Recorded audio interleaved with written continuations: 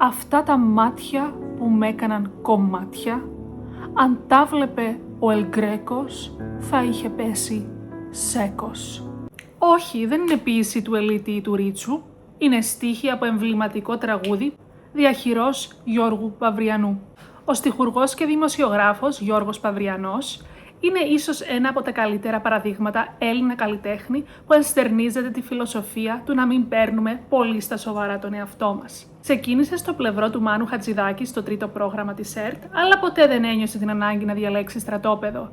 Στην πορεία του συνδύασε μπουζούκια και θέατρο, Βίκη Λέανδρος και Φυσαρή, Γιώργο Μαρίνο και Γιώργο Νταλάρα. Αλήθεια, πόσοι στιχουργοί μπορούν να πούν ότι έχουν στο ενεργητικό τους τραγούδια όπως το «Γυμνός μες στην Ελλάδα» της Εφη Σαρή, αλλά και το «Να με θυμάσαι» του Γιώργου Νταλάρα, ενώ παράλληλα έχουν ανακαλύψει το Σάκη Ρουβά.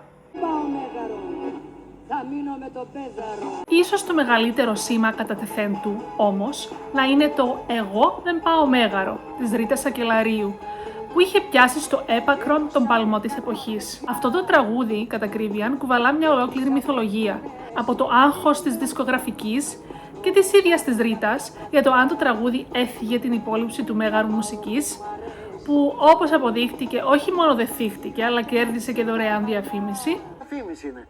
Μήνυση να μας κάνει ακόμα μεγαλύτερη διαφήμιση. Το τραγούδι εγώ το είχα ελέγξει. Αν κοιτάξετε τα κουπλέ, δεν είναι τυχαία. Έδωσα 10 καφετιά και έκλεισα πρώτη θέση. Ήθελε να πάει η γυναίκα στο μέγαρο. Είχα χτενίσει τα μαλλιά και φόραγα τα κούνια και ο πέδαρος από τα παλιά χτύπησε τα κουδούνια. Σας ρωτώ, όσοι έχετε προγραμματίσει και χτυπάει ο πέδαρος στο κουδούνι, θα πάτε να ακούσετε την ενάτη? Μέχρι ερωτήματα γύρω από το ποιος ήταν ο πέδαρος, που όπως είπε η ίδια η Ρίτα Σακελαρίου, ήταν ο ηθοποιός και τότε δεσμός της Κώστας Ευρυπιώτης. Αυτή η επιτυχία της Ρίτας Σακελαρίου και η tongue-in-cheek διάθεση δεν ήρθε χωρίς το αντίτιμό της. Όπως παραδέχτηκε και ο ίδιος, είχε χάσει πολλές δουλειές μετά, αφού δεν ήθελαν να τον πάρουν στα σοβαρά στον καλλιτεχνικό χώρο και θεωρούσαν το τραγούδι αυτό ρετσινιά. Χρειάστηκε να κινηθεί μεθοδικά και τελικά κατάφερε να συνεργαστεί με πολλούς ακόμη καλλιτέχνες, όπως η Χάρης Αλεξίου και Γιώργος Νταλάρας. Και πότε συνεργάζεσαι? Μετά το Νταλάρα. Αυτοί δεν κόλλησαν στο θέμα του Μεγάρου. Ούτε Όχι. της Ρίτας Σακελαρίου. Ναι. Γιατί όντως καταλάβαινε το ότι ήταν κάζο πενσάτο. Ναι, όχι ναι. κάζο ασυνδένο. Μπράβο, πολύ σωστά το λες. Χωρίς όμως να αποφύγει και την ελαφρύτερη πλευρά της τέχνης με την αιώνια μούσα του, την Εφη Σαρή.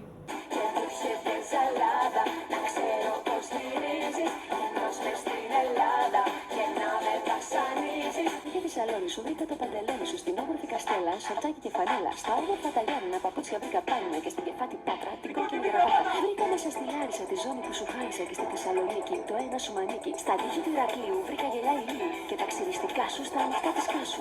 Ποιος μπορεί να ξεχάσει τα αμίμητα «Άι σιχτήρι, θα κλειστώ σε μοναστήρι», «Αφρικανέ, Αφρικανέ, θέλεις να κάνουμε κονέ», «Μη μου πεις το ζώδιό σου, βγάλε μόνο το μαγιό σου». Μάλιστα, είπε μεταξύ σοβαρού και αστείου ότι όταν άρχισε να γράφει για την Εφη Σαρή, πήρε έμπνευση από την ποίηση του Ελίτη. Αυτό το τραγούδι, για να πω και λίγο σαν στιχουργός, έχω δει στίχο του Ελίτη που λέει «Λάβει τα σημεία του Σπάρου κάτω στα νερά της Σπάρου». Και λέω «Κοίτα ρε, τι ωραίες ομοιοφετανιξίες». Και εκεί με πιάνει το αυτό να κάνω κι εγώ κάτι ανάλογο. Άχια τα σαλόνι σου λοιπόν, βρήκα το παντελόνι σου και στα νυχτά της κάσου τα ξυριστικά σου. Αυτά είναι ομοιοκαταληξίες, φίλε μου, που συναγωνίζονται τον Ελίτη. Μια παράτολμη παραδοχή, θα έλεγε κανείς, σε έναν ελληνικό καλλιτεχνικό χώρο που παίρνει τόσο στα σοβαρά τον εαυτό του, που αισθάνθηκε την ανάγκη να χωρίσει τη μουσική σε έντεχνη και μη. Όταν όμως έχεις γράψει στίχους που άφησαν ιστορία, όπως το «Ο άντρας της ζωής μου είμαι εγώ», που είπε η Αλίκη Βουγιουκλάκη στην παράσταση Βίκτορ Βικτόρια, μάλλον δεν νιώθεις την ανάγκη να αποδείξεις κάτι πέρα από αυτό που είσαι. Ο Παυριανός αναφέρεται στους θρύλους που συναναστράφηκε και συνεργάστηκε στη ζωή του, όπως η Αλίκη και η Μελίνα, με έναν θαυμασμό, αλλά χωρίς να τους θεοποιεί. Μιλά με γλυκό τρόπο για τις παραξενιές και τις αδυναμίες τους, δίνοντάς μας ένα αληθινό παράθυρο στη ζωή των αστέρων πίσω από τη δημόσια περσόνα. Δηλαδή, όταν τον ακούμε, τον πιστεύουμε ότι έτσι θα ήταν η Αλίκη, έτσι θα ήταν η Μελίνα. Ήταν καταπληκτική. Πάρα πολύ περιποιητική. Μερικά τα έκανε και ξεπίτηδες, δηλαδή μια φορά θυμάμαι άνοιξε 1 κιλό χαβιάρι και μετάιζε με ένα κουτάλι. Ναι. Και τώρα που θα βγεις έξω μικρή Παύρη, να πεις ότι η Αλίκη δεν είναι τσιγκούνα όπως λένε, η Αλίκη σε τάιζε χαβιαράκι με το κουταλάκι. Με τις πληρωμές η φήμη επιβεβαιώθηκε. Είχαμε συμφωνήσει 50.000 κάθε τραγούδι. Εμείς με το Βλάση στα διαλύματα πίναμε βοτκίτσες, αυτό μου δίνει 40.000 για το κάθε τραγούδι. Ναι, όχι Αλίκη, μου 50 έχουμε πει. Εντάξει είναι. Και την βοτκίτσα σου ήπιες και το... Είχε υπολογίσει μόλι τις θελήσεις, Ναγιά. Ίσως γι' αυτό η στάση του να μοιάζει τόσο σπάνια σήμερα, όπου οι περισσότεροι αστέρες μας στην Ελλάδα είτε νιώθουν την ανάγκη να γλύφουν ένα στον άλλο, σε παράθυρα και σε εκπομπές, λες και δεν υπάρχει αύριο, είτε να βρίζονται και να ξεκατηνιάζονται πάλι μέχρι τελικής πτώσης. Είναι ή του ύψους ή του βάθους. Και γιατί αυτό? Είτε γιατί παίρνουν τον εαυτό τους υπερβολικά στα σοβαρά, είτε γιατί νιώθουν ότι μπορούν να επιβιώσουν στο χώρο μόνο με φιλοφρονήσεις και υπερβολική ανοχή των πάντων.